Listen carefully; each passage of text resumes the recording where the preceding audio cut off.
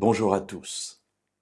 Terminons aujourd'hui notre réflexion sur cet épisode particulier de l'histoire d'Israël où, fuyant l'Égypte après cette période d'esclavage, le peuple se retrouve face à la mer, bloqué d'un côté et poursuivi de l'autre par l'armée de Pharaon. Nous avons vu que Dieu, au travers de Moïse, leur demande d'exprimer leur confiance en lui et il leur donne des éléments pratiques. « Je combattrai pour vous », dira-t-il.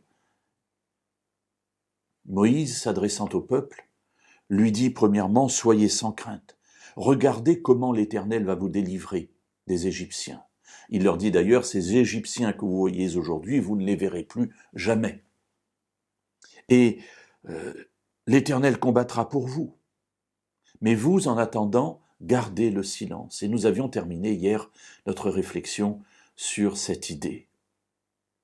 Est-ce que cela doit s'arrêter là? C'est-à-dire que du haut du ciel, tout d'un coup, des bateaux vont pleuvoir pour permettre au peuple de traverser. Est-ce que dans les difficultés que nous traversons, nous n'avons rien d'autre à faire que de nous asseoir sur notre chaise longue, d'attendre patiemment que Dieu intervienne en nous envoyant une lettre recommandée, en disant « voilà la solution de tes problèmes ». Oui, certes, parfois le miracle arrive, mais parfois le miracle arrive au travers aussi de notre action. Et s'il y a un temps pour le silence, il y a aussi un temps pour l'action. Dans le chapitre 14 du livre de l'Exode, au verset 15, c'est-à-dire juste après cette injonction que Dieu adresse au peuple, disant « Vous gardez le silence », Dieu s'adresse à Moïse.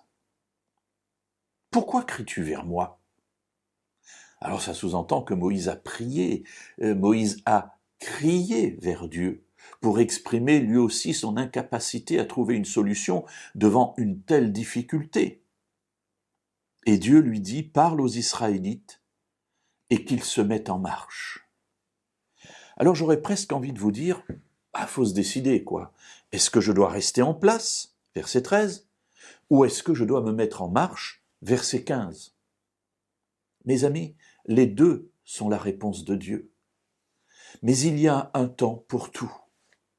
Il y a un temps pour s'arrêter, pour pouvoir apaiser nos craintes, pour pouvoir retrouver notre confiance en Dieu. Et une fois acquise ou réacquise la certitude qu'il interviendra dans notre vie pour nous permettre de dépasser la difficulté présente, alors vient le temps où il faut se mettre en marche, c'est-à-dire où il faut se mettre en action. Il y a quelques jours, je vous ai dit que nous sommes face à un défi, celui où nous devons déménager. Nous allons quitter la région où nous nous trouvons pour aller dans une autre région et nous ne savons pas ni exactement où, ni pour exactement quoi. Alors la première chose que Dieu me dit, c'est « fais silence, arrête-toi, retrouve ta communion en moi ». Et maintenant que c'est fait, mets-toi en marche. Se mettre en marche, c'est chercher, c'est trouver des solutions, c'est être à l'écoute des conseils qui peuvent nous être donnés dans telle ou telle situation.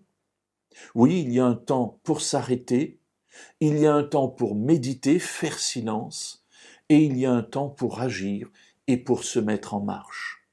Mais mes amis, c'est dans cet ordre-là que cela fonctionne. Ce n'est pas dans le brouhaha qu'on peut entendre Dieu, ce n'est pas dans l'action qui va dans tous les sens que l'on peut comprendre le plan de Dieu, mais il faut d'abord retrouver sa communion avec lui et ensuite, en étant à son écoute, avancer. Et là, nous comprendrons ce que nous pouvons faire.